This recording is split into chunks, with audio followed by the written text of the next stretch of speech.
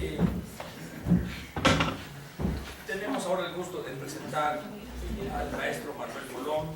Él es profesor de la Universidad Intercultural de Chiapas, Campus San Cristóbal, que está en huelga desde hace más de un año por las arbitrariedades del gobernador, que ahora ya es senador, y del rector en turno, ¿no? Que pone y quita a su antojo el gobernador en Chiapas. Y bueno, pues tiene un movimiento. ¿Cuántos profesores son? 100. De 100 profesores, la mayor parte de la plata. Pero además, el maestro Manuel Molón es poeta muy destacado. El año pasado ganó el Premio Nacional de Poesía Indígena, el Premio Nacional de Zacatlán de Poesía Indígena. Pues le entregaron el premio y ahí estuvimos en Bellas Artes. Y ha ganado otros premios previamente. Y también es un filósofo que desde el análisis del lenguaje, del lenguaje tzotzil, ¿no? Ha hecho un trabajo admirable, pues en la que combina filosofía del lenguaje, etnolingüística, bueno, lo que nosotros llamamos, ¿verdad? Porque nuestros conceptos no son sus conceptos, ¿no? Pero lo más cercano a la traducción pues es un análisis etnolingüístico y además filosófico del tzotzil, sobre todo de conceptos fundamentales. Simplemente para contar una anécdota, en alguna ocasión era el Congreso en Morelia, el Congreso de Filosofía en Morelia, que nos estaba exponiendo la centralidad del concepto ortonal en tzotzil, que es corazón. Entonces, después de exponer muy diversos usos del tzotzil, yo le pregunté, ¿pero cuál es el significado de ortonal? Y me dice, esa pregunta no tiene sentido para nosotros. Inmediatamente me vino Wittgenstein de un golpe a la cabeza, ¿no? La enfermedad fundamental de la filosofía son las generalizaciones, pensar que hay un significado esencial de las palabras y no hay otra cosa más que el uso de las palabras. Y le regalé un libro que a él le pareció como muy familiar, las investigaciones filosóficas de Wittgenstein. Y dice, bueno, pues eso es lo que yo hago. Pues sí, eso es lo que, exactamente, es lo que él hace. Bueno, pues en esta ocasión ha sido invitado, es miembro de nuestro proyecto PAPIT, Diversidad Cultural, Nación y Democracia, que está por terminar. El maestro Molón nos ha visitado en varias ocasiones, ha impartido seminarios en el posgrado de Filosofía de la Ciencia y en otros espacios también pues nos ha apoyado ya desde hace varios años. Entonces, pues tengo el gusto ahora de presentarle, no solo de presentarle, sino que él nos presente más bien, pues la plática, la conferencia que tiene sobre una concepción tzotzil de la democracia. Me parece que esa visión es muy, muy importante pues en estos tiempos, ¿verdad? En las que se pretende una transformación de la vida pública de México.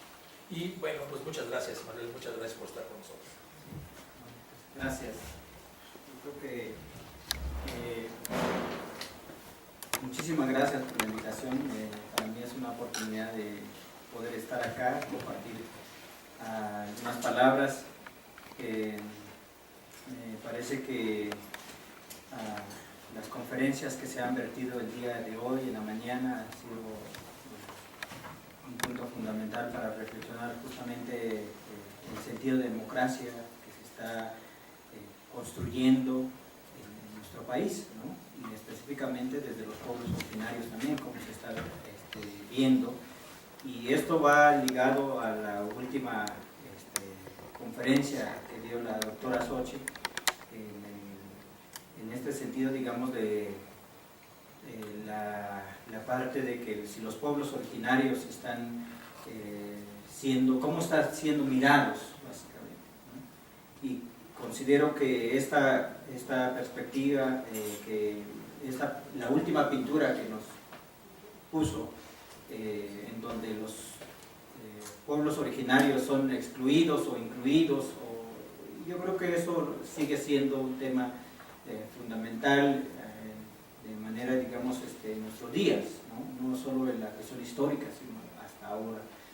Y que me parece que hablar de los pueblos originarios depende desde donde uno esté colocado, ¿no? A veces se habla para los pueblos originarios como que hay que conservarla, que hay que cuidarla, o sea, hay muchas ideas que se tienen ante eso, y que casi tenerlo en un museo inclusive, ¿no? O sea, para que no se alteren, para que no se muevan, ¿no?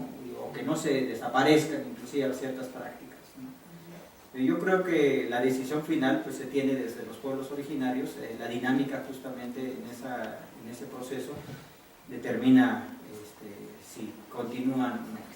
Pero este argumento también que se dice, bueno, es que los pueblos originarios son los guardianes de la naturaleza, son esto y lo otro, esa es una mirada, ¿no? Y hay otras miradas donde se dice, bueno, es que son salvajes, son premodernos, son no educados, o sea, estos adjetivos, es decir, sigue estando en estos tiempos, digamos, ¿sí? Y a veces en los espacios áulicos también se sigue sosteniendo, ¿no? Y yo creo que eso como parte, digamos, del pensar y específicamente en el campo de la filosofía, tendríamos que emigrar con otros argumentos, con otros elementos para nombrar también a estas formas que se han venido nombrando, ¿no? Y lo digo así por lo que el tema que es lo que nos invita a reflexionar, agradeciendo al doctor Ambrosio que también nos ha ido enamorando en este proceso de reflexión y específicamente a las cuestiones éticas, a las cuestiones políticas, ¿no? Y en este sentido es un tema también que me dijo el doctor, bueno, ya hay algo ahí, entonces podrías platicar un poco sobre la nación y la democracia, ¿no? Y para hablar de eso, dije, pues de dónde tendría que arrancar, y más de lo que se dijo hoy en la mañana, digo, pues qué más tengo que decir yo, ¿no? Pero de acuerdo a lo que empiezo, digamos, a enunciar, quizá ya llevamos 500 años de colonización, eso para ser preciso, ya 500 años de colonización, pero también ha habido una serie de, revisando la cronología, digamos, de los tiempos y las luchas,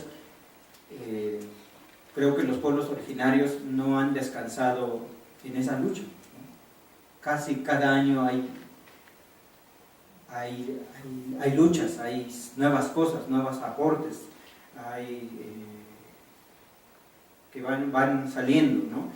Y después de eso, digo, muy largos, estoy cortando, digamos, el tiempo en términos cronológicos. Después la rebelión de 1712, ¿no?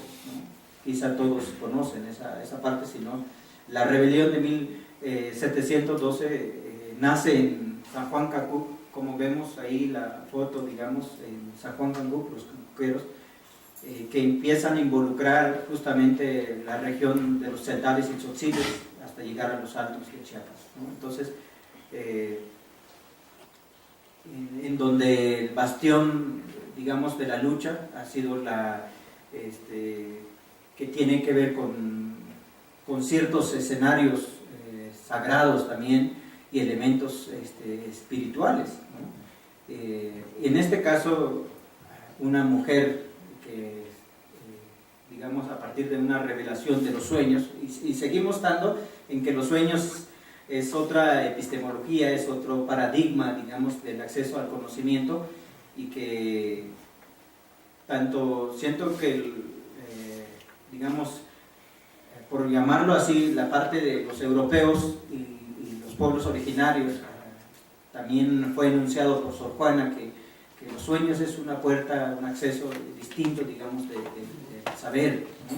Y que podemos revisar a Popol Vuh, así como podemos revisar la Biblia, que ha sido como los sueños, las revelaciones, los puntos, ¿no? Entonces, para los pueblos originarios también el sueño es un punto que les ha permitido, digamos, sostener una lucha. Por ello, la rebelión de 1712 es un punto que no se puede olvidar, ¿no?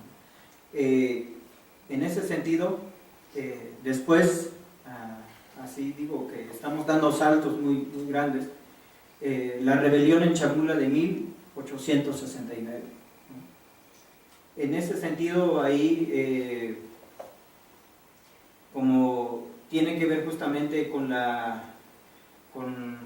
varios, digamos, elementos también hacia los pueblos originarios, hacia la violencia que viven, y que también ellos aglutinaron otros pueblos originarios, ¿no? Ahora ya no eran los tzetales que detonan este movimiento, sino ahora eran los tzotziles, ¿no? Que estaban convocando ahora los tzetales, ¿no? De ahí, en 1911 a 1914, surge otro líder, digamos, de otro movimiento, que es el Jacinto. Bueno, más bien, ¿cuál es la situación del 1869? Tiene que ver con los enganchadores. No sé si han escuchado esa expresión, ¿no? Los enganchadores, ¿quiénes eran?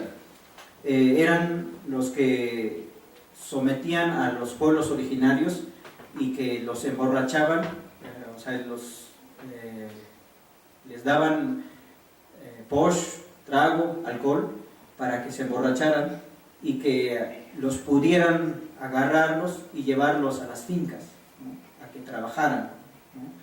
Es decir, al tomar el alcohol ya tenían la mitad de la deuda, ¿no? Automáticamente, ¿no? Y que tenían que ir a trabajar en las fincas o como dicen, pudrirse en la cárcel. O sea, son dos cosas, digamos, que tenían. ¿Y quiénes eran los enganchadores? Eran ahora los ladinos, digamos, de San Cristóbal de las Casas, eran los intermediarios. Ellos estaban sentados en su casa y ganaban con todo el esfuerzo con los dueños de los finqueros, ¿no?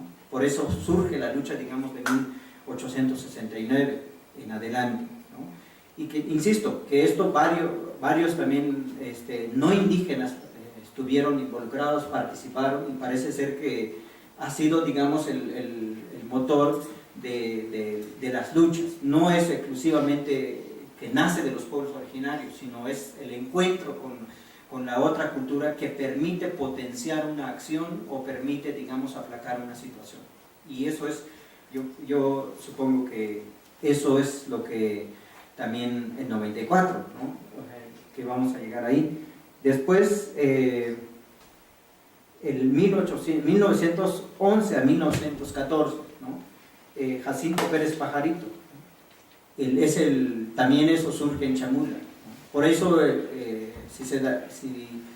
si vemos las noticias, vemos las situaciones que padecen, digamos, los gobiernos, los presidentes de la República, cuando van a Chiapas, van a Chamula. No van en otro lado más que a Chamula, o sea, a ver todo el proceso. Yo creo que eso indica toda la lucha que se trae, digamos, desde ese sentido. En 1911 a 14 acontece, digamos, que los enemigos en este sentido, por llamarlo así, los sancristobalenses, se suman con los pueblos originarios, ¿no? ¿Por qué? Porque estaban siendo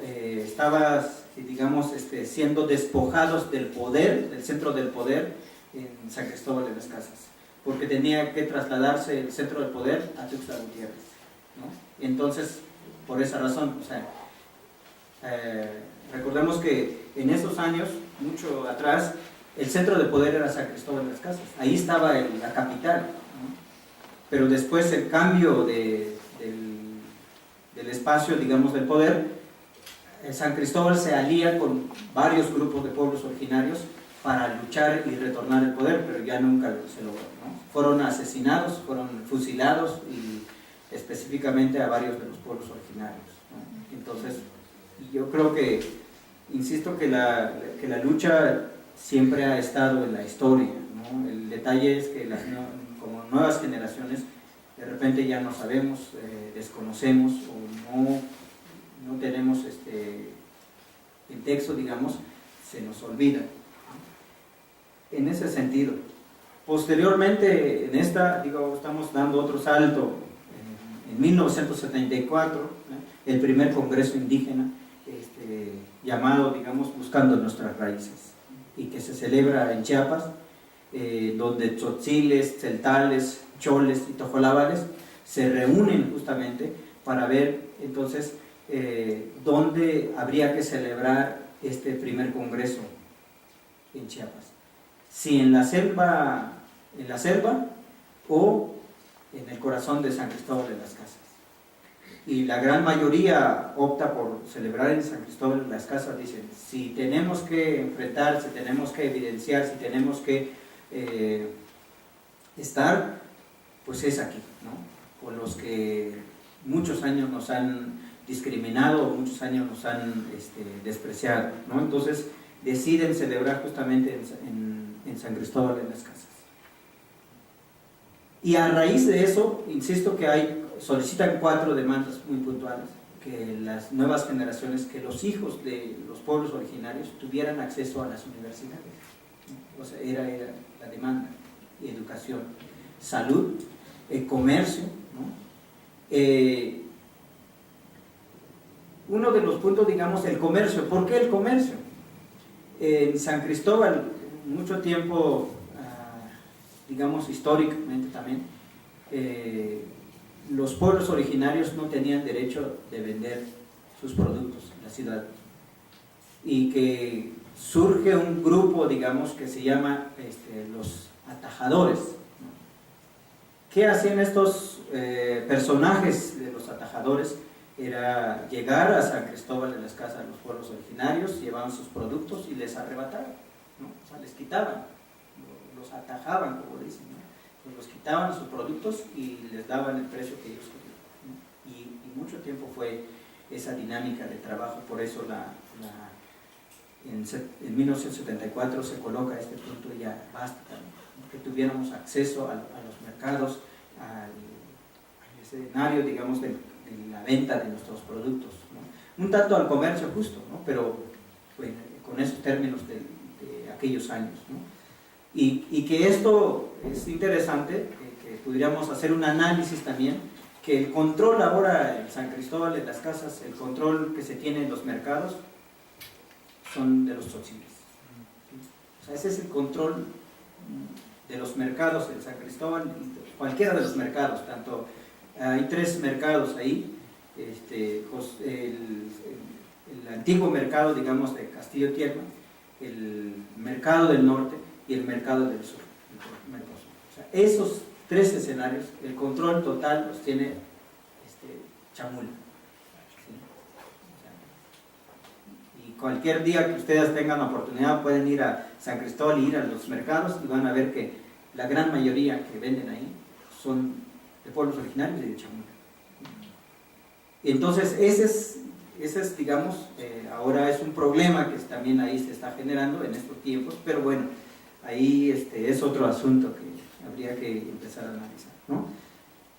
A raíz de eso se empieza, digamos, a repensar entonces hacia qué ruta tendría que ir este movimiento, ¿no?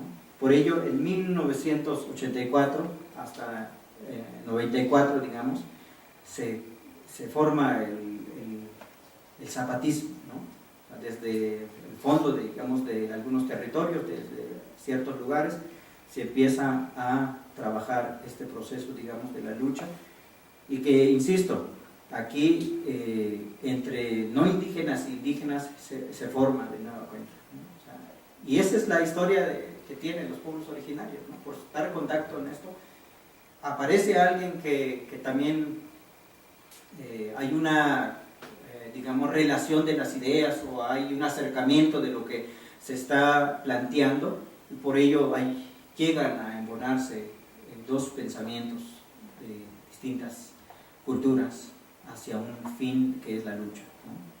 Entonces, después, todo esto, digamos, ¿por qué las luchas? Nos hacemos esta interrogante, esta pregunta, tiene que ver con estas expresiones que están acá, como es el Ilbaginel, el Ajel, el Mosol. O sea, todo esto tiene en términos, digamos, el castellano, digamos, podría ser el sometimiento, ¿no? El despojo total de la humanidad, o sea, del ser humano, pues, convertirlo en nada, la vida del indígena, ¿no? Entonces, es por eso que está, digamos, de las luchas, de hablar, digamos, de esta forma. Y algo muy característico, digamos, del salto que estamos dando, eso ha acontecido mucho también en la historia, ¿no? Aquí podemos en 2012 hasta 2000, digo, no quiero enunciar estos puntos, digamos, desde 94, 95, 96, porque hubieron muchísimas luchas, ¿no? Inclusive en 97, digamos, tanto 96, 97 surge el Centro Estatal de Lengua y Arte y Literatura Indígena, donde tuve la fortuna de ser formado también ahí, ¿no? En el campo de la literatura, en el campo, digamos, del arte, por llamarlo así. Pero también en otro contexto, las luchas políticas se agudizan, digamos, en ciertos sectores. Por ello la matanza, digamos, de Acteal. Y eso, insisto, ha sido lucha tras lucha. Y que platicando ahora que estoy más de cerca con los productores de café, que es el del comercio justo, en ese sentido, los de Maya Vinic, que es exclusivamente los de Acteal, plantean, digamos, que a ellos también han sido una lucha por cultivar esta bebida, ¿no? Este café, estas nuevas formas, digamos, de sobrevivencia, por llamarlo así, porque ven que no da ya el maíz, entonces buscan otras alternativas, y que eso también encadena una serie de muertos por todo este proceso, digamos, de la lucha y el poder, porque también en aquellos años estaba también los coyotes, ¿no?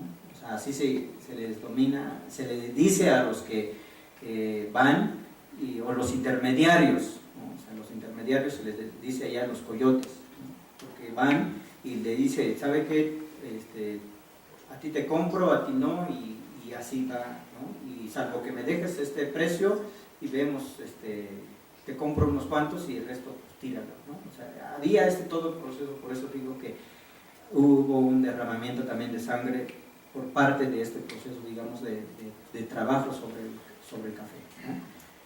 Y que, insisto que todo desde de ahí del 2000 en adelante, ¿no? Hubo una serie de luchas también por parte de los pueblos originarios. Esta foto lo dije, pues me parece que vale la pena colocarlo y analizarlo también. En 2012 al 18, ¿no? que aquí en esta fotografía, no sé si distinguen qué personaje es, ¿no? Así es, ¿no? Manuel Velasco. El que trae la mitra. Así es. Aquí está. Manuel Velasco, que están llevando cargado por los tzeltales, ¿no? O sea, ¿Pero está en Egipto? No, lo colocaron así por lo que el fondo, digamos, alguien lo colocó así, pero en realidad era como decir, bueno, mira este rey, que como si los pueblos indígenas de su pobreza y de todo lo que está, lo utilizan políticamente, ¿no? Y entonces está aquí, digo, lo coloqué, insisto, fue a propósito para que vean, digamos, la situación. Y del otro lado, o sea, están cargando un santo, ¿no? Es San Ildefonso, ¿sí? Entonces ahí está la idea, digamos, de decir que es casi un semidios, ¿no? O sea, es un semidios que lo están cargando, o sea, y en esas situaciones fue una crítica muy severa, digamos, de otros grupos, de los tzotziles, tzeltales, dijeron, ¿cómo? O sea, ya esta práctica que estamos en estos años, y que hubo el levantamiento armado, el Congreso Indígena, que ahora hay jóvenes universitarios, o sea, ¿qué estamos haciendo, pues? O sea, ¿qué estamos hablando en estos tiempos de volver a estas prácticas de que cargar a los españoles? ¿Sí? porque era eso, tratar a los indígenas como animales, como caballos, ¿no? Eran los animales de dos patas, ¿no? Que tenían que cargar a los españoles, y que, como en algunos textos dicen, pues yo cuando me traían cargando, lo sentía, su respiración, lo sentía que estaba cansado, pero pues yo seguía encima de él. Y en ese sentido, estamos viendo ahora en la construcción política y las cuestiones, digamos, de valores también hacia los pueblos originarios que se está dando a conocer a las nuevas generaciones, ¿no? Y que después, entre el 2015, 14-15, este mismo pueblo, o sea, decide por las elecciones presidenciales, de presidentes municipales, el cacicazgo, digamos, del caso de Oshchuk, porque son los pueblos de Oshchuk, pasaba el presidente era el esposo, después el que seguía era la esposa, después regresaba la esposa, ¿no? Después regresaba el esposo, y era así, ¿no? Era digamos, yo no sé cómo nombrarlo esto, pero sí es una manera, digamos, de explotar totalmente a los pueblos, al pueblo de Oshchuk en este caso, ¿no? Pero llegó el momento de cansarse, y creo yo que fue el primer pueblo de manifestar, ¿no? De manifestar en todo el estado, ¿no? Al principio no tenían apoyo, no había apoyo hacia ellos, pero a partir digamos, de la lucha que hacen, expulsan a la presidenta municipal, y ya que no haya elección de presidentes municipales en ese, que se haga uso, digamos, pues yo digo mal llamado usos y costumbres, ¿no? Que se vuelva a los usos y costumbres, y entonces que el consejo, digamos, el consejo del pueblo. A partir de esto surge otras comunidades, ¿no? En esos mismos años surge otras comunidades, como es el caso de Altamirano, como es el caso de de Tila, ¿no? Con los choles, ¿no? Como es el caso de Chenaló, el caso de los tzotziles, ¿no? O sea, y caso también de los tzeltales de Chanal. Es decir, surgen muchísimos otros grupos y comunidades y municipios enteros a la lucha, justamente, ¿no? Es decir, ya basta de este tipo de autoridades, realmente lo que están haciendo es la corrupción, dando una mala imagen, digamos, de los valores, yo diría así, los valores de los como pueblos originarios, ¿no? ¿Qué quiere decir? Que ellos, los que están haciendo esto, han aprendido los modos de vida de los políticos no indígenas. Y en ese sentido, digo, lo traigo a estas, y antes de entrar a las formas, digamos, de ahora, de hablar específicamente de las comunidades originarias, ¿no? ¿Qué es lo que está entonces en resistencia? ¿Por qué esa resistencia? ¿Qué elementos sostiene esa resistencia? ¿No? Porque, insisto que muchísimos ahora pueblos originarios en Chiapas, la gran mayoría están en resistencia, ¿no? Están en resistencia, es decir, ¿sabe qué?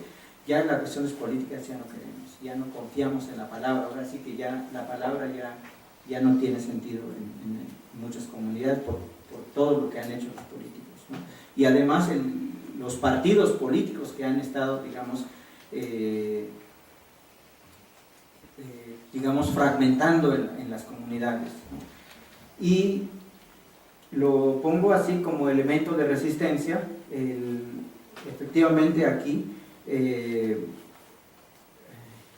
quizá algo trillado, ya está muy utilizado el mandar obedeciendo, ¿no? Pero ¿qué implica eso? O sea, no solo es decir mandar obedeciendo y ya, ¿no? ¿Qué implica? ¿Cuáles son las características que contiene? ¿Qué es lo que condensa, digamos, ese mandar obedeciendo, ¿no? De repente se enuncian, digamos, desde algunos textos, ¿no? Como el caso del zapatismo propiamente, después fue recuperado por el doctor doctor Enrique Dussel, ¿no? ¿Sí? Y otros. Pero yo creo que aquí hablar, digamos, del mandar implica una construcción,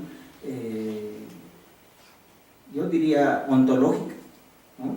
Es decir, del ser tzotzil, del ser tzeltal, del ser chol, del ser tojolabal. O sea, hay una construcción totalmente de esa parte, pero también hay una construcción de un tipo de pensamiento que implica entonces colocar el poder hacia el pueblo.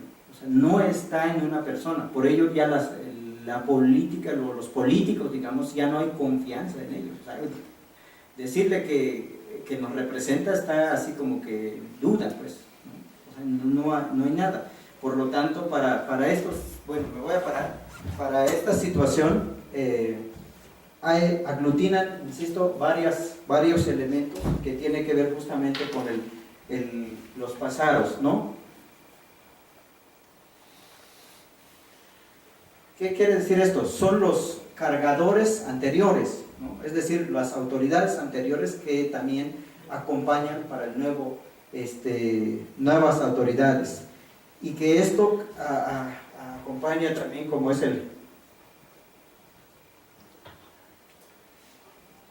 y bueno, vamos a poner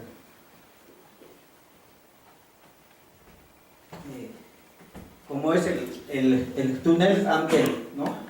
Esta parte, digamos,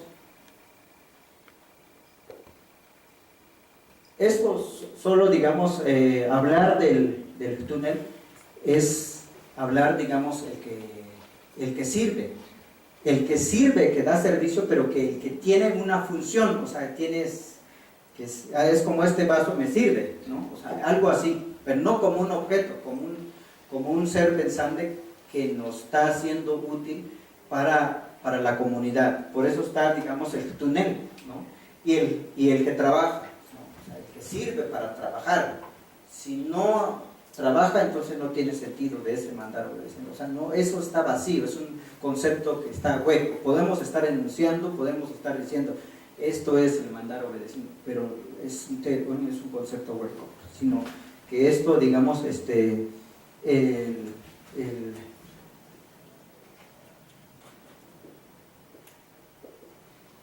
y la palabra, ¿no? El Tuneselkop como digamos, emplear la propia palabra, lo que decían hace rato, el lenguaje, el idioma. En la medida que eso está, entonces implica la relación, el entendimiento, hay una claridad de lo que está diciendo el otro y lo que está comprendiendo, ¿no? Y que en ese sentido, en la medida que estoy utilizando otro lenguaje y otra forma, pues no tendría, no entendería, ¿no? Y que esto implica también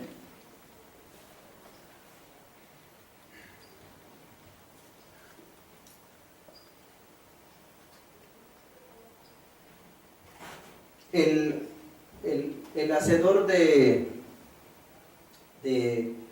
trabajos floridos, ¿no? ¿Sí? El que hace y la flor y el trabajo, ¿no? O sea, en ese sentido, hacedor de trabajos floridos, ¿qué quiere decir esto? Yo creo que es un punto importante. Entonces, hablar de mandar obedeciendo, mandar obedeciendo implica una estética, ¿no? Una estética del trabajo, ¿sí? Una estética del compromiso, ¿no? Y eso es, por eso el Pas Nichimanante, el que hace el trabajo florido, ¿sí? Debe haber algún parámetro para saber cómo es el hacer un trabajo florido, ¿verdad? Pero eso está también bajo ciertos elementos de la comunidad, ¿no? Pero también está el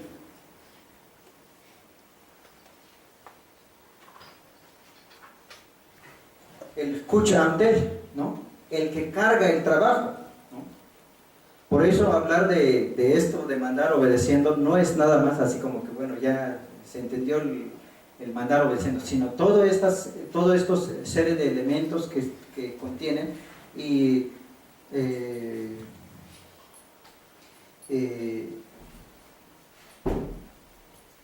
por lo tanto, para todo este proceso, digamos, implica entonces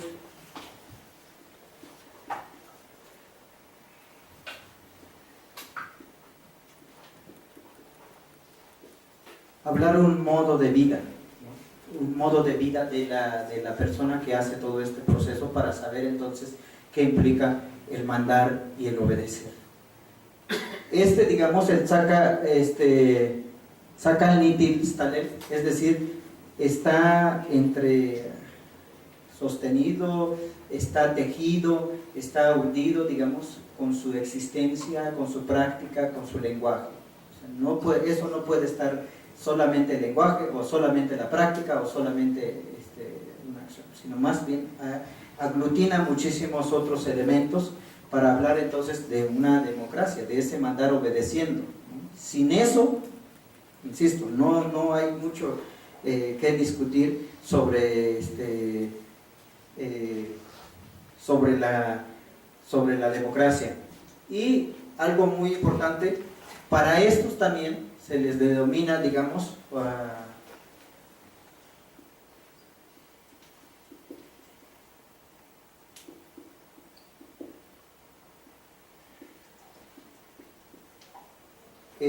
puede ser estoy hablando muy parte, puede ser digamos, el Knitbaner y el Banquilán y el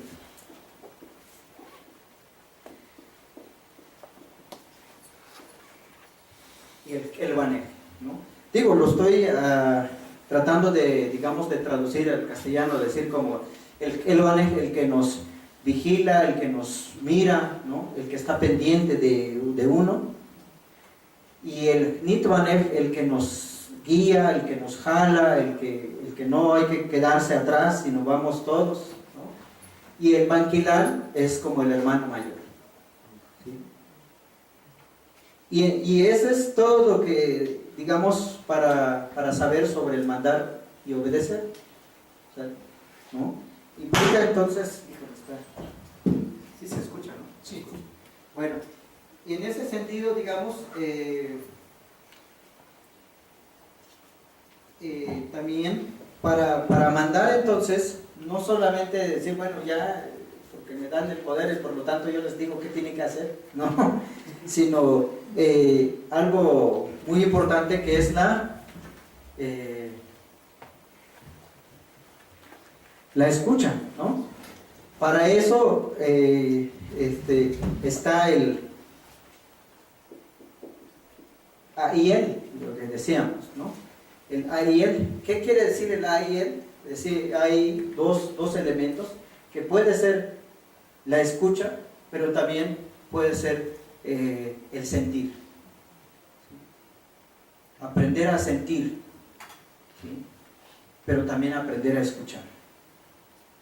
En esos dos, por ello está el A y el AIL Snopel, bueno, completo, digamos, el AIL,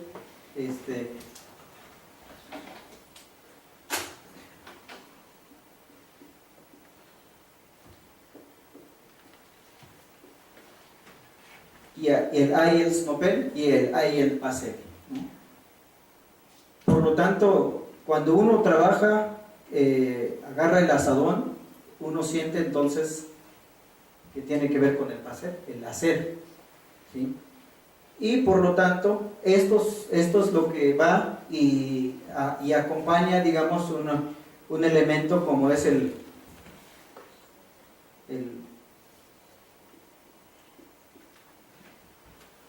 Snopel, ¿no? ¿Qué quiere decir el Snopel? También implica hablar de dos conceptos, que es el mentir, pero también es el pensar, ¿sí? O sea, ambos contienen eso, el mentir y el pensar. Si solamente nos quedamos aquí, no se lleva a cabo, digamos, el IELTS Pasel, no tiene sentido, no se concreta nada, ¿no? Es puro rollo. En la medida de que eso se lleve a cabo, el Snopel y el Pasel, entonces se concreta una acción y se logra ese mandar también. Y esas características que contiene el que manda y el que obedece, ¿sí? Y para eso también, digamos,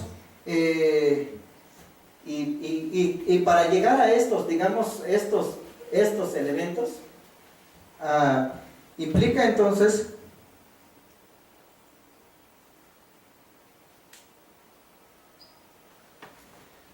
el Chunel Mantal, la obediencia, ¿sí?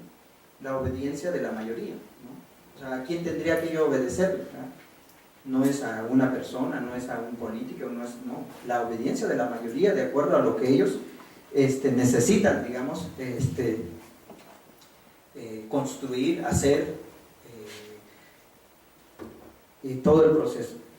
Y insisto de que también esto acompaña con lo que ya dijimos, el sueño. O sea, esto no puede estar fuera de, ¿no? Acompaña las curaciones, los rituales, o sea, son varios elementos que para hablar, digamos, de un mandar y un obedecer, ¿no?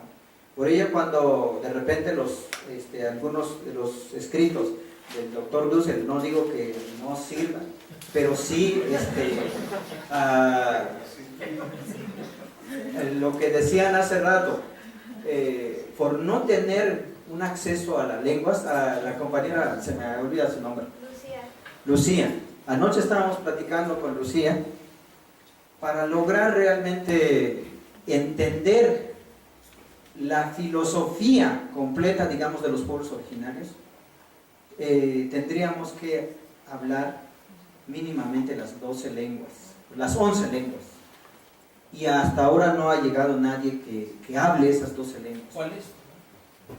Pues el tzotzil, el celtal, el chol, el tojolabal, el jacalteco, el mam, el cachiquel, el lacandón, ¿no? O sea, es que son lenguas mayenses. ¿Qué quiere decir esto? Para saber entonces cómo se dice mandar a obedecer en lacandón, mandar a obedecer en chol, mandar a obedecer en tojolabal. Porque no podemos decir, esto es la lengua, en general la cultura mayense, el mandar a obedecer, así es. O sea, es un paradigma que se coloca y se dice que es así. No. Podemos decir entonces, yo tengo solamente una versión, digamos, de esa cultura que es el tzotzil, y en particular la lengua variante, digamos, de Ixtán, ¿sí? Porque la lengua tzotzil también está compuesto por 7 variaciones, en el caso del tzotzil, ¿no? En Chiapas, ¿sí? Y las 5 variantes en celtal, ¿no? Las 2 variaciones un tanto de los choles, ¿no? Y entonces hace que esto, la composición de hablar de un mandar obedecer en maya, así como tal, que no solo es del zapatismo, que no es una construcción imaginaria de que no, la recupero de una cuestión histórica digamos, de lo que está construido, ¿no? Y algo que también eso está en Popol Vuh para las, digamos, cuando Cucumats y Tepeu Cucumats crean el movimiento, digamos, del universo, porque en un día se crea el movimiento y al siguiente día tenía que estar el ser humano, ¿no? Y no hacen de 7 días, sino ellos dicen, en un día lo vamos a hacer todo y al siguiente día va a estar el ser humano, ¿no? Para que pueda estar encargado de todo este proceso. Y que para el inicio, digamos, no fue la palabra, ¿no? Decía que tiene que ver con la danza. Primero fue la danza, ¿no? Para que pudieran mover, o sea, Tepeu y Cucumats, que es padre y madre a la vez, progenitores, ¿no? Colocaron para poder mover el pensamiento, hay que danzar, ¿sí? Y eso está en los rituales de los pueblos originarios. Sigue, en cualquier lugar que vayas, que haya ritual, a danzar, compañeros. O sea, no hay, ¿sí? Y con el posh o con otras ahí, ¿no? Entonces, ¿qué quiere decir? Que ese es un modo también de tal, y bueno, no traje ningún video para que veamos, pero sí hay, un montón de fotografías que tengo aquí, que ya no lo puse, para ver, digamos, que la pareja, hombre y mujer, están en los rituales. O sea, no, eso no es, no puede estar fuera, ¿sí? La mujer tiene un papel fundamental. Eso de que, eso no es porque no acontece violencia y cuestiones así, pero no me quiero meter en ese campo,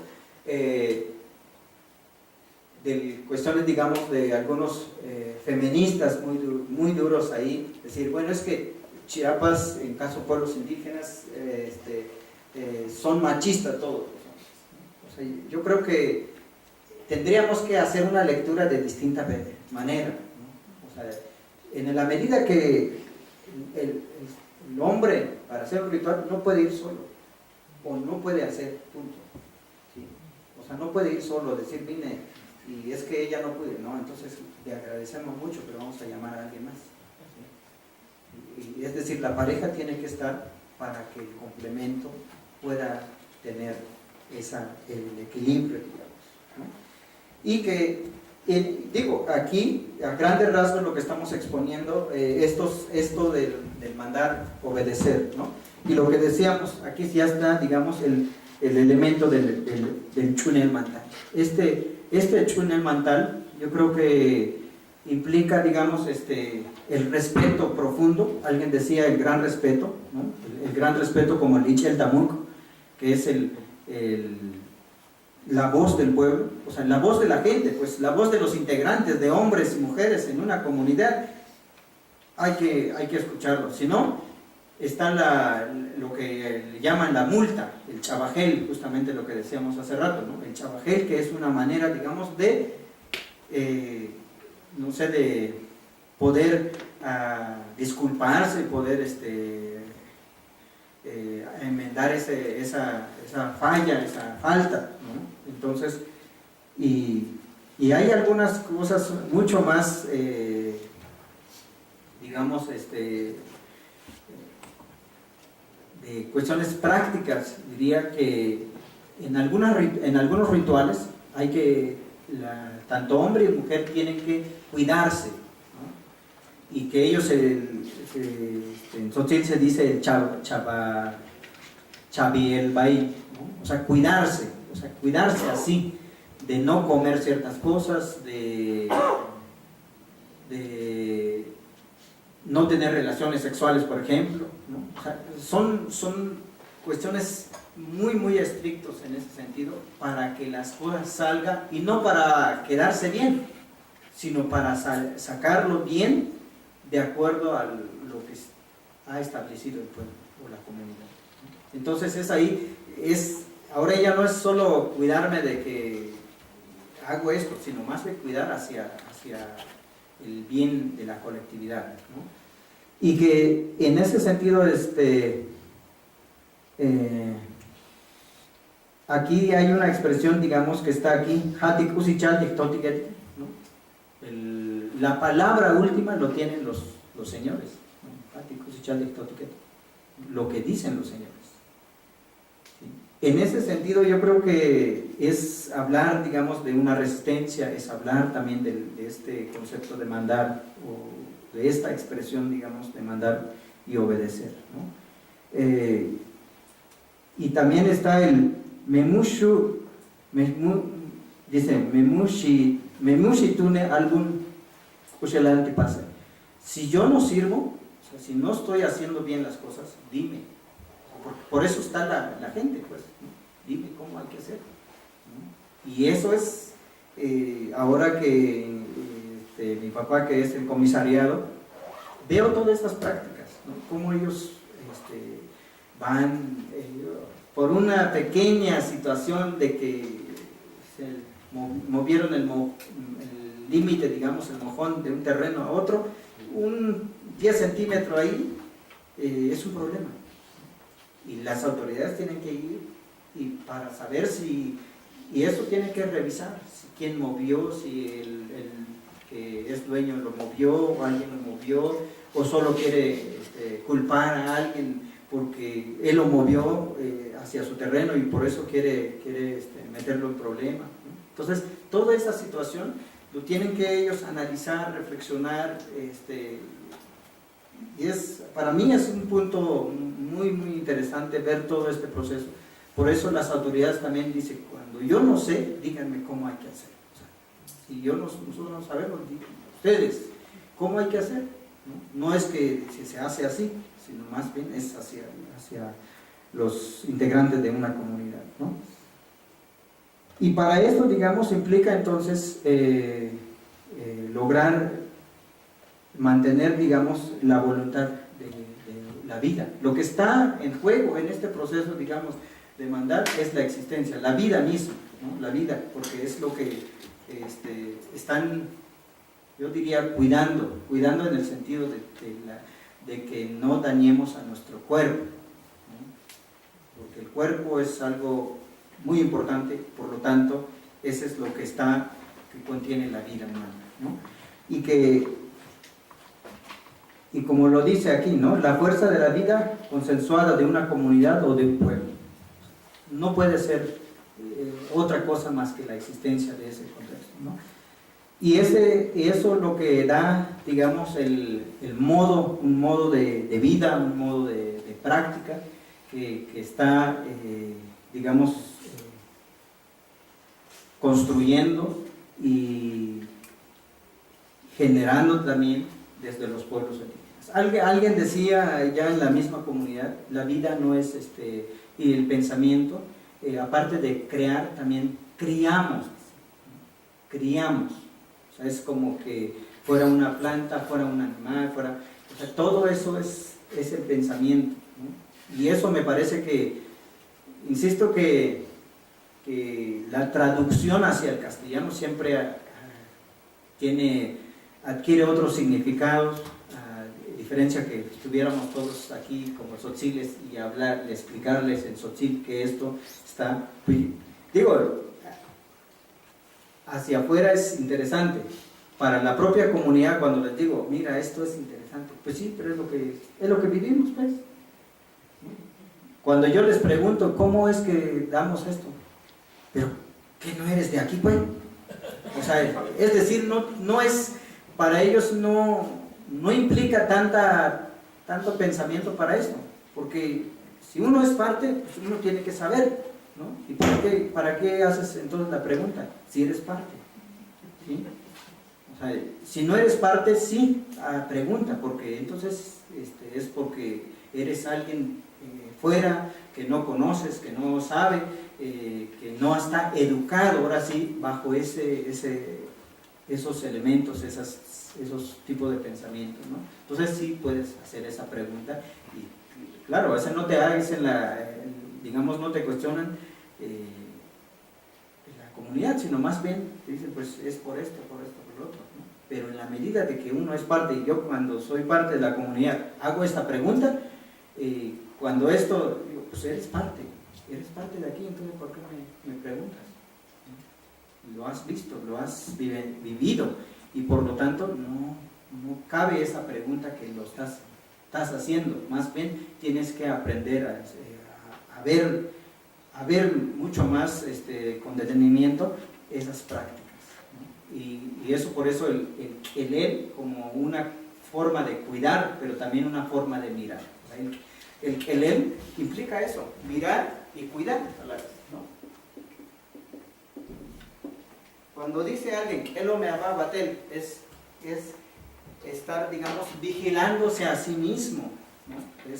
Es como estar en otra, alguien más en otra dimensión, y yo estoy en otra dimensión, pero a mí mismo, ¿no? Y me estoy viendo, ¿sí? Entonces esa otra persona que soy yo, y otra que va caminando, y que está viendo a sí mismo, ¿no?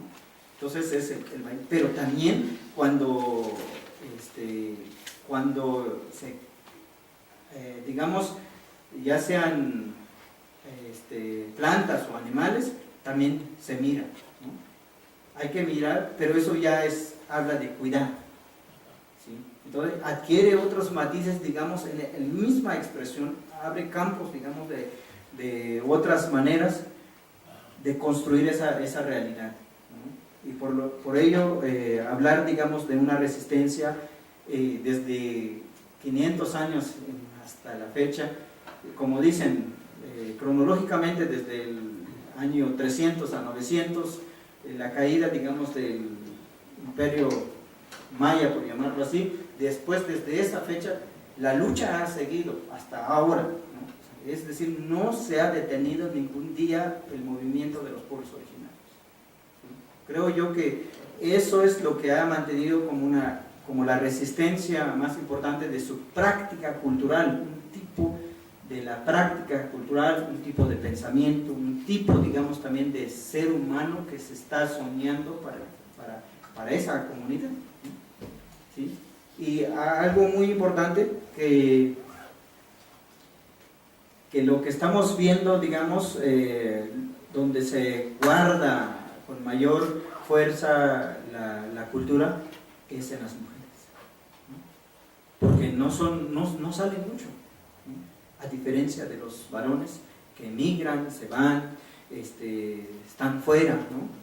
Y entonces, por lo tanto, la educación está haciendo, digamos, a nuestras mamás, a nuestros abuelos y abuelas, que nos educan, digamos, de alguna manera, ¿no? Y eso es yo creo que la fuerza, digamos, de hablar de educación, hablar de una resistencia, hablar de una cultura, hablar de una lengua. ¿Qué tanto va a durar nuestra lengua en esto, ¿no? de seguir enriqueciendo?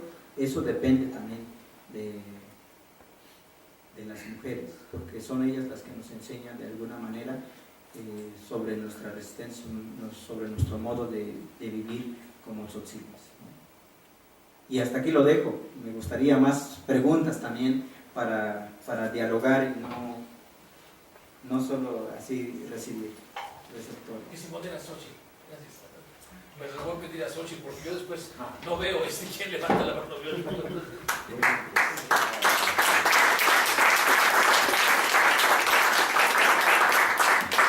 Gracias. Quería ser breve para no aburrir.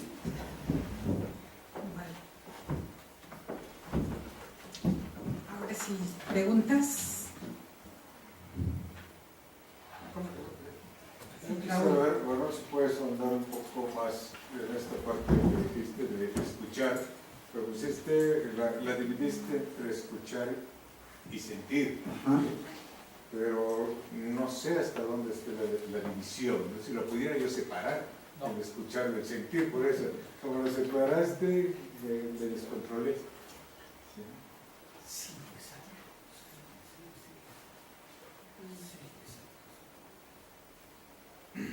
¿Alguien más?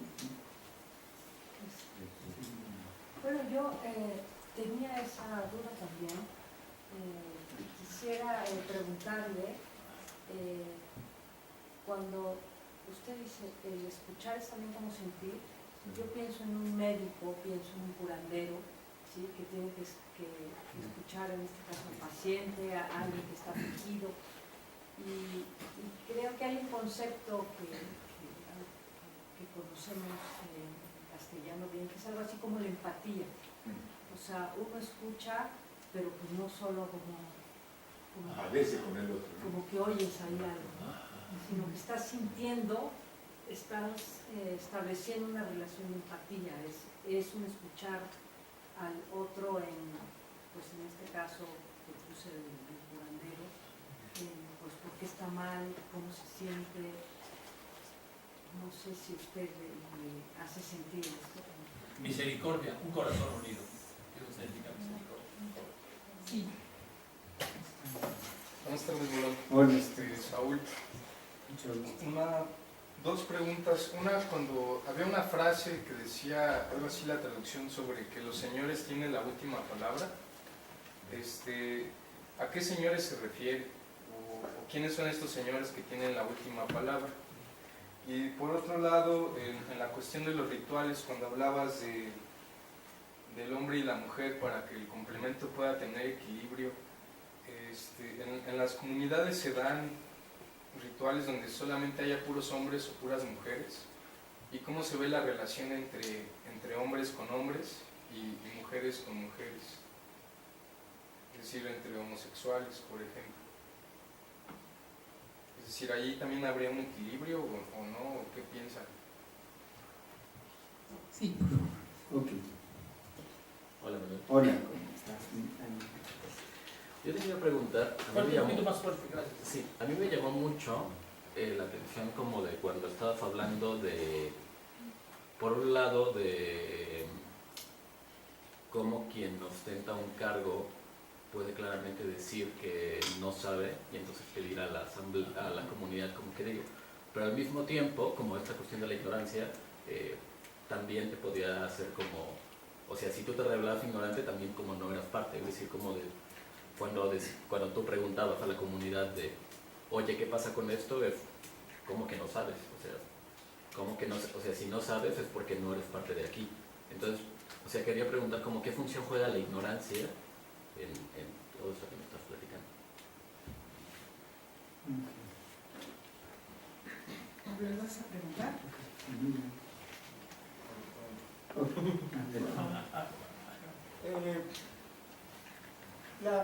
La visión de la resistencia, digamos, la manera de entender la resistencia desde, digamos, los tzotziles, que lo enfocaste sobre todo a la resistencia ante el poder político, ante estos seres que quieren sentirse dioses y de alguna forma alimentar o revivir ese colonialismo. Yo te pregunto sobre otro tipo de liderazgos o como puede ser el religioso, como pueden ser las religiones, ya sea el catolicismo o cualquier otro tipo, que yo sé en Chiapas, el evangelismo, por ejemplo. Es decir, ¿cómo juegan esas visiones del mundo que no son, que no son de esa región en entender la resistencia, o si también se están resistiendo a esas formas? Esa es mi pregunta. Sí. Sí, la pregunta que usted les hace a sus hermanos tzotziles sobre la forma de ver el mundo y esa respuesta de sorpresa y hasta molestia a lo mejor, por lo menos sorpresa de ellos preguntándole, ¿acaso no lo sabes? Me parece muy interesante porque podría parecer que como esto lo viven, esto corre por sus venas, esta forma de ver la vida la respiran. Podría parecer entonces que no hay una reinterpretación, si se permite el término, una retroalimentación, como es la filosofía tzotzil en las comunidades tzotziles.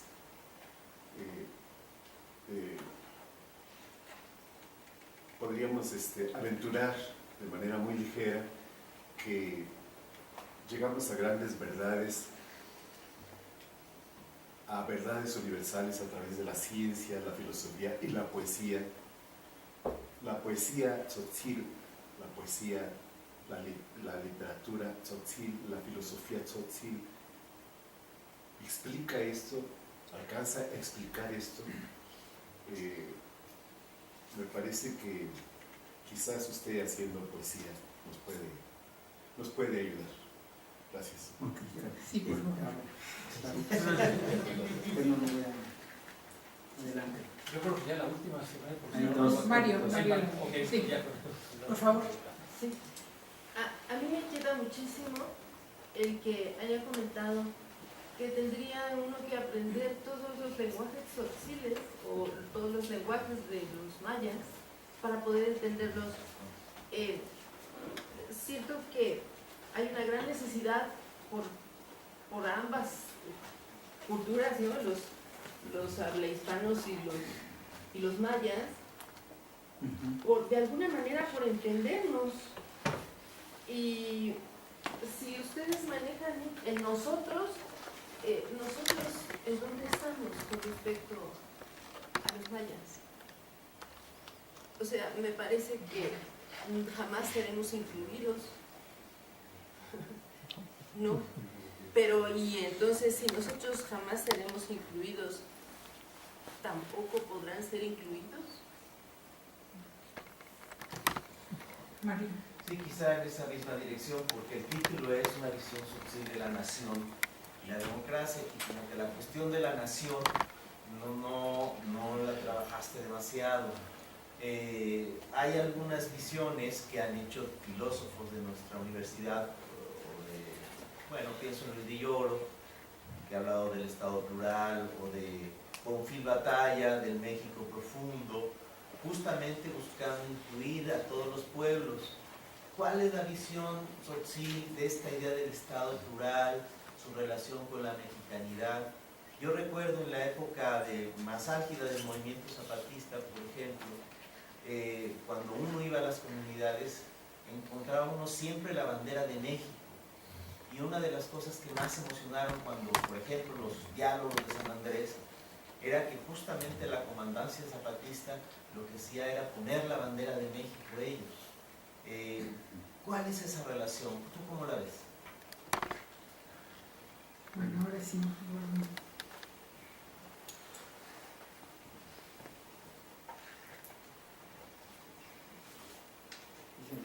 Hay muchas preguntas. Quizá no termine de dar respuestas a cada una. En digamos, para ver lo que es el sentir y el pensar como un elemento importante para el caso, digamos, del Tzotzil, ¿no? Me parece que dividirlo, digamos, segmentarlo, yo intento poner así como hay Jens Snopel, como ahí un guión para decir que es una misma expresión, con el objetivo de que tanto lo que se escucha y lo que se siente, digamos, ya sea las distintas formas, digamos, de hablar del corazón, que es lo que hay que escuchar justamente, ¿no? Y también los distintos colores de la palabra que hay en un lugar, ¿no? Entonces, esa apreciación y esa forma, digamos, de estar la escucha y el sentir a su vez en una asamblea o en un ritual o en cualquiera de los escenarios, me parece que es difícil separar, ¿no? O sea, no veo, digamos, cómo quitar, de decir una parte sí, otra no. Quizá en la forma de escribir sí es posible, o sea, lo hacemos porque es también mecánicamente de lo que nos ha enseñado la escuela, ¿no? Pero en la manera de practicar, pues no. O sea, ese es un punto, ¿no? Y que en la psicología, que me parece que esta empatía o que algunos le han llamado como el rapport, ¿no? Yo creo que posiblemente tenga un acercamiento, ¿no? Pero ahí el Snopel no es exclusivo de la curación, de la medicina, digamos, no, es de las distintas áreas del saber, en caso Tzotzil, yo diría también de los pueblos mayenses, ¿no? En general, ¿sí? que está esta parte, digamos, de decir, aprender a escuchar. Yo supongo que es lo que nos enseñan desde la niñez, ¿no? Escucha cómo canta el pájaro, escucha el viento, escucha lo que nos está diciendo la tierra, escucha esto, o sea, siempre nos invitan a que eso estemos pendientes, ¿no? Pero también escuchar a nuestros hermanos, digamos, al ser humano, pues, ¿no? Entonces, por lo que también hablar de el Snopel es hablar de estos los distintos tipos de comunidad, ¿no? La comunidad natural, ¿no? La comunidad, digamos, de la Madre Tierra, la comunidad espiritual, la comunidad ancestral y la comunidad humana. En ese sentido es aprender a escuchar esos escenarios. Me parece que entonces no podemos también quedarnos solo en la empatía con la tierra, por ejemplo. Yo tengo empatía con la tierra o tengo un rapport con la tierra, ¿no? Es muy corto, yo diría que se reduce a lo que está, ¿no? Pero sí escuchar la tierra, porque hay escenarios donde no se puede hacer casa, por ejemplo, ¿sí? O sea, porque es un lugar sagrado, es un lugar de ciertos, digamos, espacios ancestrales o espacios espirituales que no es posible, ¿no? Que quizá hay ciertas cosas que lo permita que crezca, que pueda reproducirse, pero el ser humano pueda que se enferme, puede que no esté en armonía, no está bien, ¿no? Energéticamente.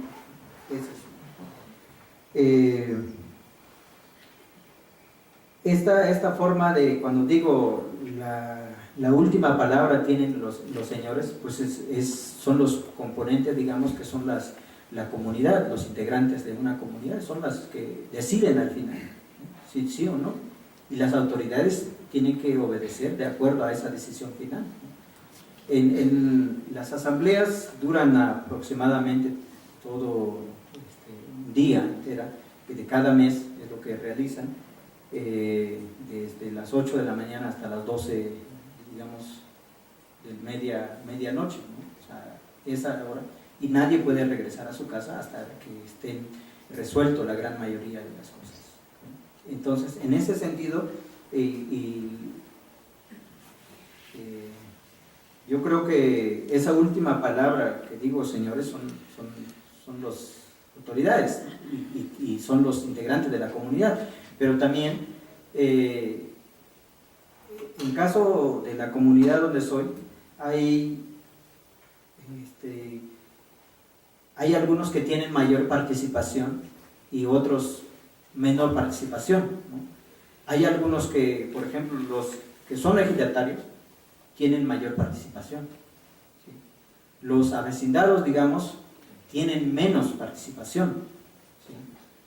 Y entonces, aunque en los últimos días se están haciendo una reforma, digamos, en el interior de la comunidad, nos dicen, todo ahora, una vez que los jóvenes tengan esposa, a la asamblea, automáticamente, sea ejidatario o no sea ejidatario, ¿no? Sea cooperante, todavía no, pero eso es lo que tiene que entrar. Entonces, en ese sentido, hablar de esas nuevas formas que van a ir también construyendo la comunidad, están viendo la situación, pues los ejidatarios, algunos son señores grandes, ¿no?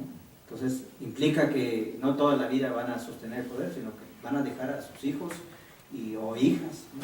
Entonces, y a sus hijas, el esposo es el que representa también en la asamblea, ¿no? Y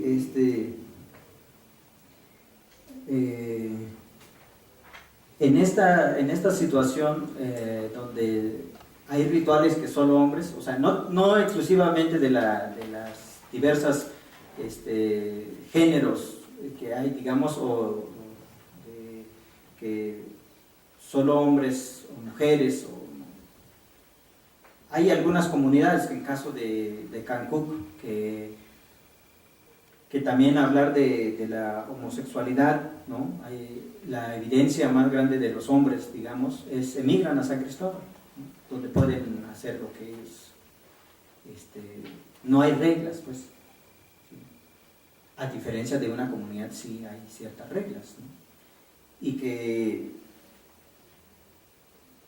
ese es el caso, digamos, un caso muy particular, que se han hecho algunos estudios, inclusive algunos documentales justamente sobre esa práctica, ¿no? Y que a mí me parece que hablando específicamente, digamos, de que hay ciertas prácticas exclusivas para hombres, sí, o sea, que hay algunos rituales de agua donde se supone que es sagrado, que solo asisten a veces hombres, ¿no? Por todo esto tiene que ver, insisto, la historia de Popol Vuh sigue vigente, que la práctica, digamos, del mes o la menstruación o todo lo que implica, decir, bueno, tiene que guardarse las mujeres. O O sea, eso sigue vigente y eso no es nada nuevo, no es, está en el texto de Popper que podemos ver, ¿no? Y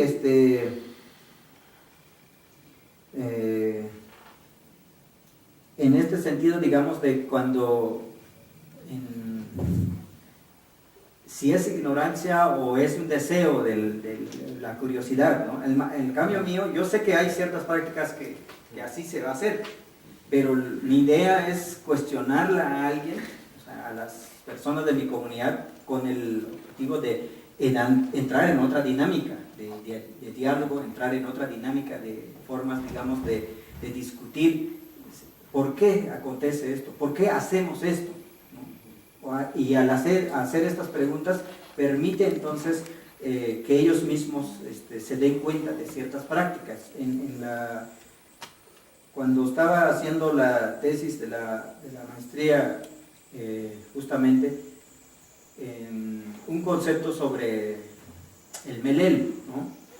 Que cuando en una reunión yo les pregunté, ¿qué significa el melel? ¿No? Pues la gran mayoría, casi en coro, me dice, es verdad, el melel es verdad, algo que llegamos a hacer, pero que es verdad. Y en otra práctica, cuando dice Tahmeltik, ¿no? Y entonces ahí otra vez hago esta intervención, es decir, ¿por qué decimos Meltik si ustedes me dijeron que es verdad? ¿Y por qué aquí el melel tiene otra forma? Y entonces ahí me pareció muy, muy importante esa intervención, porque permitió los propios habitantes darse cuenta de decir, pues es importante que ustedes regresen para provocarnos y darnos cuenta de que tienen otro significado de lo que estamos diciendo, ¿no? Y cuando dice el melel es una forma de interpretar la vida en comunidad. Y entonces ahí sale justamente el signo del caracol, o sea, esa manera, digamos, de casi hermenéuticamente, digamos, de decir, esto es lo que está el melel, y no es una práctica, y eso no puede ser interrumpido de cualquier dirección, sino que es un modo de convivencia, pues, ¿no? Esa manera, eso a mí en lo personal me enriqueció, pero también la comunidad, al estar en plática, permitió decir, tienes razón, o sea, no solo es la verdad entonces. Y alguien decía, pues qué bueno que estás todavía aquí, porque entonces, mira, ahora estamos perdiendo las formas de decir, Banquil, Vishil, Kitzin, Muk, Tot, Me, estamos perdiendo. Ahora estamos recuperando lo que alguien dijo, hermano, ¿no? Ya somos hermanos. Y eso es un elemento de la religión, que se colocó, digamos, decir, hermano, dame Shivat, hermano, adiós, hermano. O sea, ya no es, las otras denominaciones que antes se venía practicando, se perdió. Pero eso, cuando empezamos a reflexionar, dijo, si yo me acuerdo, dice un anciano, dice, yo me acuerdo que el padre fulano dijo que prohibiéramos decir esto porque todos éramos hermanos. Y por lo tanto, en todos en los caminos, en las casas, en la iglesia, teníamos que estar utilizando hermano, hermano, hermano, ya sea hombre, mujer, niño, es hermano. Y yo creo que estamos, como él lo dice, estamos aprendiendo lo que nos están diciendo allá afuera y estamos olvidando nuestra práctica. Y yo creo que ese es un punto importante, y en ese sentido me parece que cuando también me dicen, no, es que pues, tú eres de aquí, o sea, ¿qué no sabes? Pero no es que ahí quedamos, sino también hay que saber, digamos, como dicen, hay que saber preguntar, ¿sí? Y eso, el saber preguntar implica entonces, bueno, entonces mira, se hace así, se construye así, se ve así. Es decir, siempre hay una forma, digamos, de explicar, de compartir, pero saber la pregunta. Cuando eso hice yo, dije, pues tú eres de aquí, y eso me fue, digamos, como pensando también, pero me permitió reformular esta pregunta, digamos. Quizá esa pregunta no iba a poder dialogar, ¿no? ¿Sí? Y en cuanto, digamos,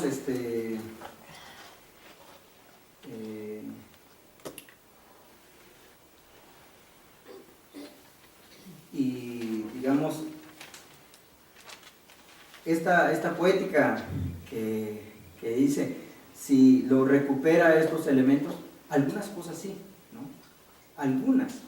Yo creo que ahora se están haciendo, los propios tzotziles y tzentales están haciendo un estudio, digamos, como elementos de la memoria histórica que contiene la poesía, de la creación literaria, por ejemplo. ¿Sí? Ahora, es decir, empiezan a analizar los propios tzotziles, ¿no? Eso me parece que permite entonces cuál es la línea, alguna línea, algunos elementos o marcas, digamos, que dan cuenta a elementos de fundación de algún tipo de pensamiento, algún tipo de práctica que está contenido en la literatura, ¿no? Y que la gran mayoría, digamos, todavía está fundado también desde la oralidad, ¿no? O sea, sí, la creación, eso estamos apostando ahora, la creación del arte, la creación literaria, tanto en narrativa y en poesía, ¿no? Inclusive ya hay novelistas que los grandes escritores, digamos, nacionales, dicen, oye, están empezando a generar novela. O sea, eso es impensable. Años atrás no se pensaba, ¿no? Pero ahora sí, porque se creía que solo estaba la tradición oral, solamente era eso, pero ahora la tradición oral se recupera para recrear, es decir, entonces, la innovación de la lengua, la innovación de ciertos elementos culturales propios, ¿no? Y cuando esto se le lee, porque también nos invitan a las comunidades para que leemos, o las escuelas dicen, como que lo he escuchado, ¿no? Como que lo he oído, aunque sea algo imaginario, como diría Pedro Páramo de Juan Rulfo, eso es imaginario, es creación, pero cualquier hecho que esté aterrizado en la realidad es mera coincidencia, ¿no? Pero yo creo que esos elementos seguimos dando, digamos, como la base de nuestra oralidad, porque está fuerte, la oralidad es algo que sigue, ¿no? Que sigue, están construyendo. Y en términos, digamos, en términos filosóficos, que ahora estamos nosotros apostando también para repensar nuestros lenguajes y nuestras prácticas, no intentamos comparar, o sea, queremos aclarar también eso, no intentamos comparar con la filosofía de tal, no, sino más bien es una construcción de decir, esto es lo que creemos que va a abonar en algún momento a las generaciones, o por lo menos esto debe ser recuperado en los espacios áuricos y ser reflexionado. Esa es nuestra intención, ¿no? Y que abonamos para la construcción de ciertos elementos curriculares, ¿no? Esto mismo, digamos, que es que lo que estamos haciendo les permite a las nuevas generaciones recuperar, y la idea de profundizar en ellos. O sea, no es nada más decir, bueno, ya está y pues es la única manera, sino más bien a ver las otras posibilidades, ¿no? Y en este sentido cuando digo aprender la lengua mayense en general, que yo estoy pensando en que históricamente en la oralidad está de que hubo 7 ancianos y que se dispersaron en las distintas culturas, ¿no? Otro fuera al Topolabal, otro al Chol, otro al Tzotzil, otro al Tzeltal, o sea, esos 7 ancianos. ¿Qué quiere decir? Que esos 7 ancianos, o sea, tenían un tipo de saber que se lo llevaron, ¿no? Los tzotziles, por ejemplo, de Chenaló, no se parecen, las estructuras, digamos, de las prácticas tanto de mujeres y hombres en el tejido, no hay una relación con los de Tenejapa. Y yo digo que el arte musical de Tenejapa y los de Chamula, ambos me gustan. Me permite concentrarme, me permite reflexionar, me permite escuchar la profundidad de lo que están diciendo, ¿no? Y las narraciones o la poética que están construyendo desde la música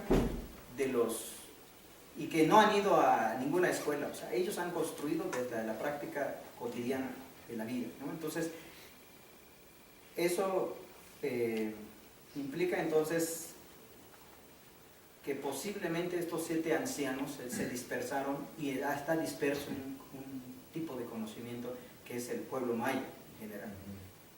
Por lo tanto, con algunas lingüistas que hemos tenido la oportunidad de reunirnos, que a veces también nos reunimos y debatimos ciertas ideas, ahí descubrimos cuando dicen, es que, ¿cómo dices? Por ejemplo, es un ejemplo, mosca en chol, pues mosca se dice así, ¿no? Y esa mosca para el tzotzil es apenas larva, pero para ellos es mosca, y larva significa otra cosa.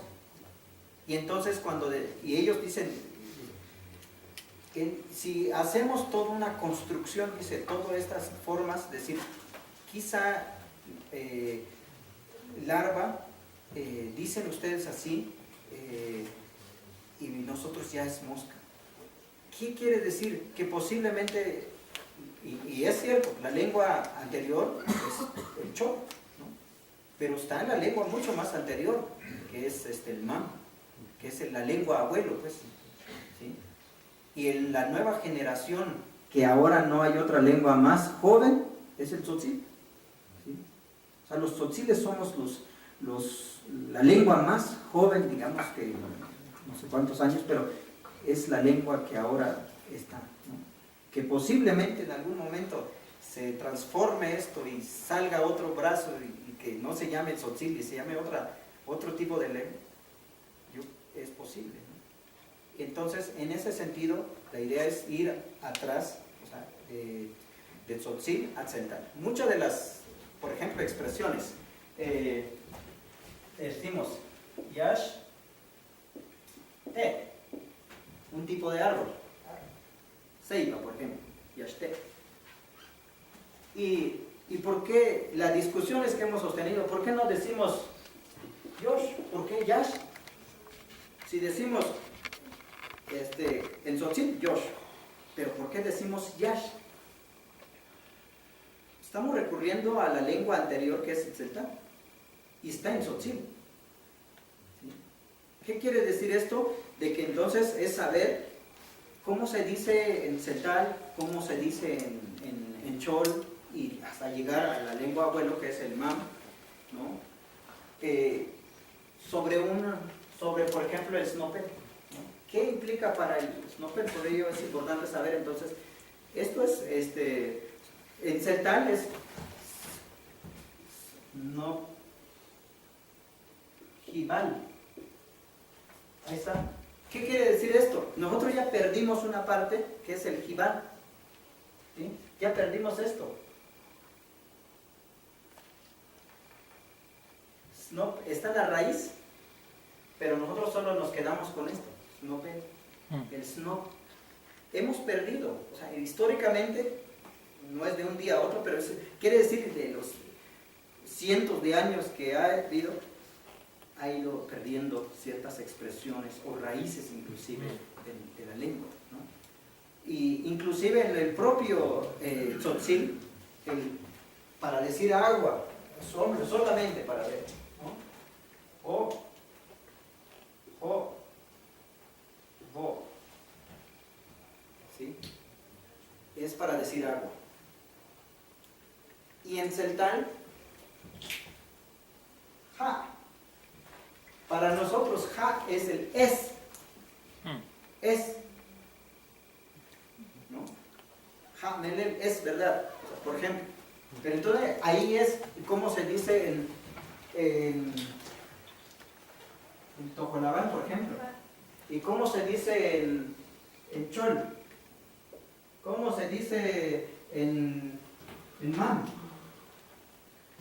O sea, es ir entonces para saber toda esa composición. No es para, digamos, excluir ni nada, sino más bien es para enriquecer todo un proceso, digamos, que tiene que ver con el pensamiento, ¿no? y no estamos discriminando a alguien o quitando a alguien, simplemente estamos, que es importante esta recuperación, ¿no?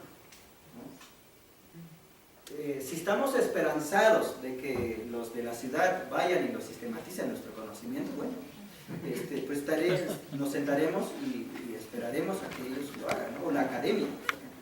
Yo considero de que hay un esfuerzo de los propios hablantes de empezar a recuperar su cosmovisión, sus saberes, sus prácticas, desde el campo de la literatura, desde el campo de la pintura, desde el campo, digamos, de la novela.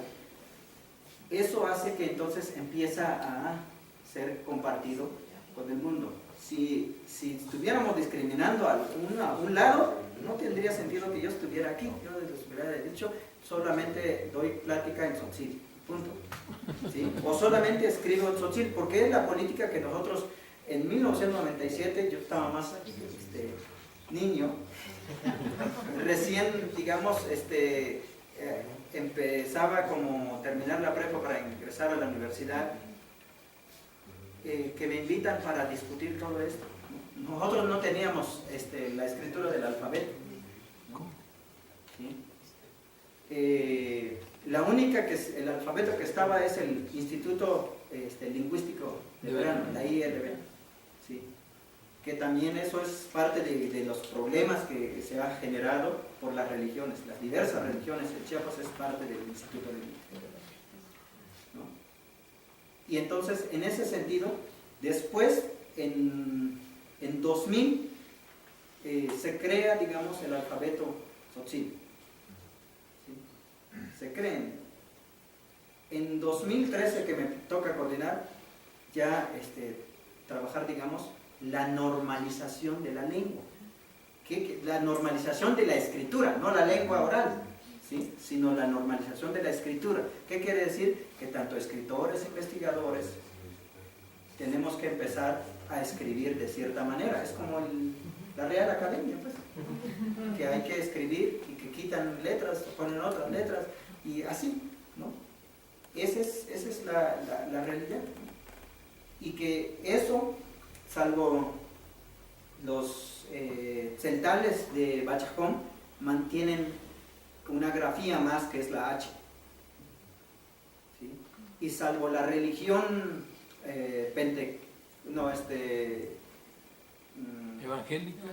evangélica, pero específicamente al Pentecostés, o entre en esa misma, la más cercanía a la religión católica, digamos,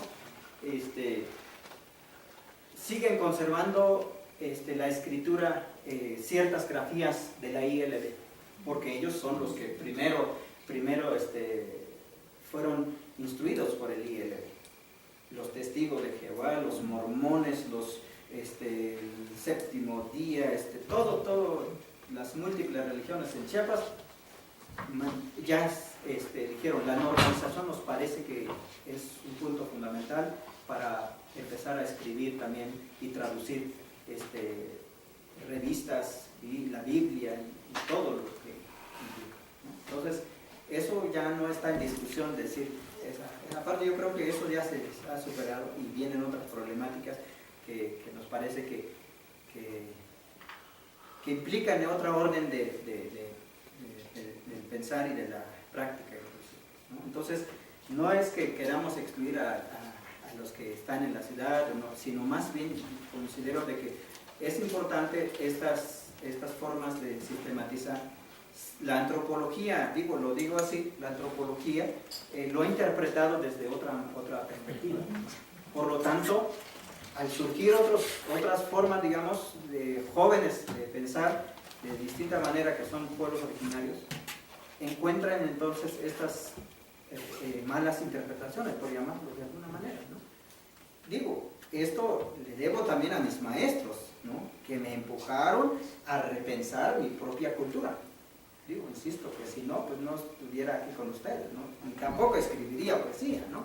Pero a estos no indígenas, que también por ello creo yo, en una plática que tenía con el doctor Ambrosio, digo, tanto indígenas y no indígenas se tienen que nutrir, ¿sí? Y yo creo que de alguna manera nosotros hemos aprendido a nutrirnos de toda esta sugerencia que nos van haciendo, decir, oye, ¿y qué es? ¿No podría ser otra vertiente de este pensamiento? Entonces ahí seguimos. Pero nosotros no, ese es el problema. Y ese es un punto central, entonces, por esa necesidad, digamos, de quizá conjuntar un equipo, hacer un equipo de tojalabales, de tzotziles, tzetales, para saber entonces, pero que tengan que ver con elementos de la filosofía o exclusivamente de la literatura, por ejemplo, discutirla en ese campo, nos enriquecería muchísimo. Quizá no necesariamente aprender todas las lenguas, ese sería un reto, pues sería una oportunidad también de abrir otras puertas y entender ese tipo de pensamiento. Digo, por lo menos el tzetal más o menos hablo, y por lo tanto el tojalabal yo escucho y digo, sí, está diciendo así, así, así, aunque no tenga la oportunidad de decirle en respuesta, ¿no? Pero sí las escucho, o sea, porque tiene cercanía con el tzeltal, ¿no? Entonces, y el tojalabal, yo no hablo nada de tojalabal, ¿no? Entonces, en ese sentido, yo creo que va hacia ese, digamos, para explicarnos también sobre nuestra forma, digamos, de pensar, y yo supongo que el zapatismo, no solo el zapatismo, los pueblos originarios en general, cualquier lugar en una agencia comunitaria, ¿ves la bandera ahí? O sea, eso no es que estemos peleados, estamos construyendo otra dimensión, otro pueblo distinto, ¿no? Al contrario, yo creo que esa manera de que no debemos estar excluidos como parte del país, de la nación y del desarrollo y todo eso, yo creo que eso no está en discusión, ¿no? Lo que sí es que en esta parte, digamos, de que empecemos a trabajar nuestros pensamientos con el objetivo de que compartir con el mundo, ¿no? Hay jóvenes que han viajado a Japón por todo lo que están haciendo. Los pintores ya ni se diga, ¿no? Exposiciones en Francia, en Italia, en las grandes, digamos, galerías internacionales. Eso hace que entonces, ¿hasta dónde está llegando estos tipos de pensamientos, ¿no? Y no es que decimos, no, somos herméticos, estamos cerrados, no. Al contrario, yo creo que la oportunidad también de conocer al doctor Ambrosio y de estar acá, eso ha sido un punto fundamental. En un camión que íbamos a las Margaritas, a la selva, sí, justamente, ahí nos conocimos, igual que Ángel, ¿no? Íbamos ahí todos, ahí en el camino, y digo, esas formas de dialogar y que nos recibe la comunidad, digamos, Nueva Jerusalén, con música y todo eso, porque ha llegado la universidad más importante de nuestro país, y que estén preocupados las problemáticas, eso no está en discusión, eso está abierto. Al contrario, la idea es fomentar a nuevos jóvenes que estudien filosofía, que estudien otras áreas del conocimiento, con el objetivo de potenciar, con el objetivo de compartir y de enriquecer. Por cierto, Alberto Betancourt, creo que no está aquí muchos, porque no distribuyeron en la licenciatura de Desarrollo y Gestión la invitación que les envié, pero me di cuenta apenas ayer. Seguramente habría habido mucho más colegas si la coordinación lo hubiera distribuido, pero parece que no la distribuyó. Perdón. Y en eso, digamos, lo que plantea Bonfil o Villoro, o lo que plantea, digamos, algunos pensadores latinoamericanos, como es se me va el nombre. ¿Boaventura? Pero él es brasileño. Digo, perdón, portugués. Portugués, pero que también hay una serie de discusiones también que se tiene desde el interior de algunos jóvenes en relación a eso, pero yo supongo que ahí, no sé si este pensador latinoamericano se inspiró desde Bonfil, o Bonfil se inspiró de él sobre México profundo. Es la América profunda, ¿no?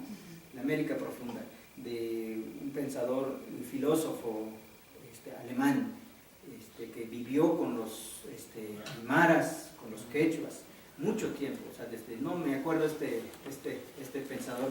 Algunos dicen que es el fundador de esto. Esterman. ¿Cómo? Joseph Esterman. Me parece que sí. No, yo creo que sí. Y entonces algunos dicen que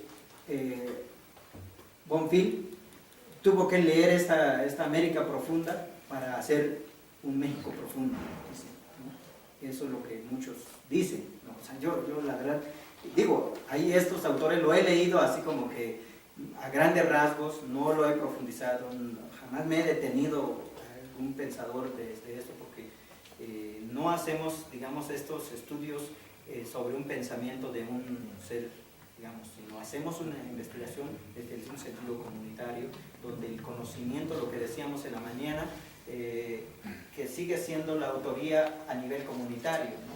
Sí.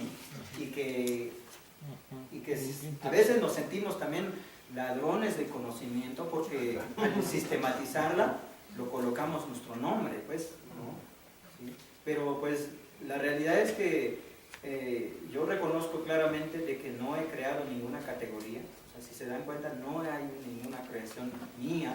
O sea, yo he estado recuperando todo desde los pueblos tzotziles y desde mi pueblo, desde mi comunidad, que me ha permitido también escribir. Hay comunidades que nos solicitan que escribamos un libro sobre ciertas cosas, pero no nos da tiempo. O sea, esa es otra de la realidad. Quiero que hagas un libro sobre esto. Pues sí, pero pues implica todo el tiempo, ¿no? Entonces, eso es lo que también está, y que ¿qué hemos hecho nosotros? Regresarle también esta información ya sistematizada a nuestra propia comunidad. Yo a mi comunidad he ido a dejar mis libros, por ejemplo, decir, ahí está mi tesis de licenciatura, ahí está mi tesis de maestría, ¿no?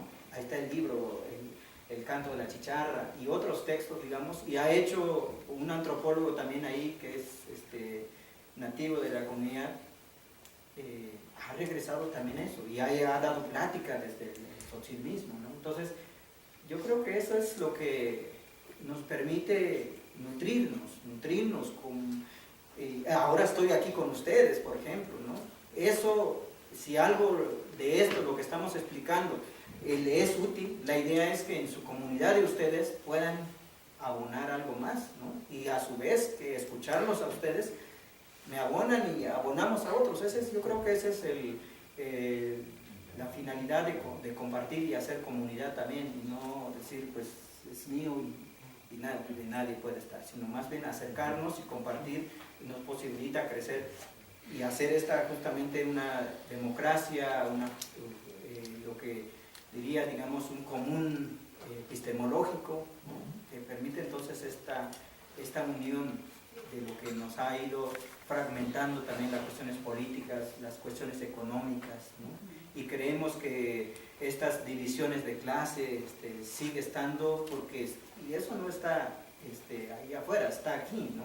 O sea, eso está aquí, lo tenemos, y eso no es donde nos forman en los espacios áulicos.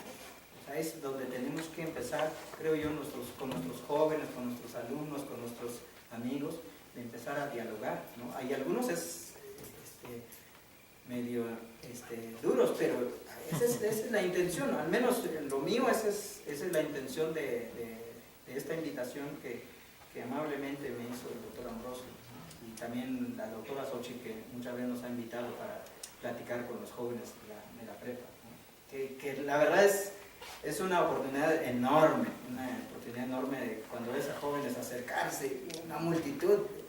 Y una ocasión le decía, ¿por qué los de filosofía o de otras áreas de la UNAM no llegan? O sea, eso es de esperar. Fíjense que yo en la universidad veía que cuando viene a dar una plática alguien fuera del país, se llena el auditorio.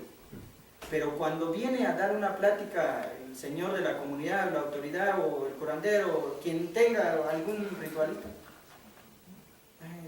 6, 7 ahí escuchando.